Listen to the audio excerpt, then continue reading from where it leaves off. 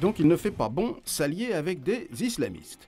Les rebelles Touaregs maliens, eux-mêmes musulmans, qui croyaient avoir conquis ou reconquis pour leur compte le nord désertique du Mali avec l'aide de groupuscules islamistes armés, viennent d'en faire l'amère expérience. Leurs alliés islamistes se sont retournés contre eux quelques semaines seulement après la victoire. Les coups de pioche de Tombouctou ont rappelé au monde cette vérité première que les Touaregs eux-mêmes n'avaient pas bien appréciée.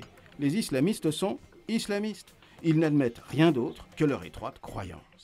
Une croyance aussi étroite est d'ailleurs toujours et encore matière à stupéfaction, car notre monde croyait les croyances religieuses en perte de vitesse et d'influence depuis plusieurs siècles.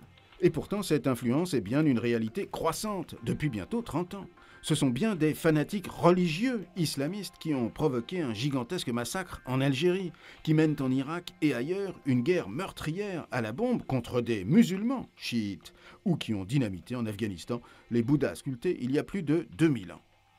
Et ces mêmes fanatiques font désormais régner dans le Nord Mali, contre les hommes et les femmes, la charia la plus brutale, et contre les mausolées, pourtant musulmans eux aussi, mais pas assez, ils font preuve de l'acharnement le plus obscurantiste.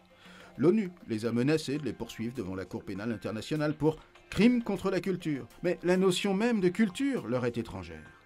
Les musulmans qui, en ce post-printemps arabe électoral, seraient tentés par ce même genre d'alliance, en minimisant le radicalisme inhérent aux différents groupes islamistes, feraient bien de se méfier.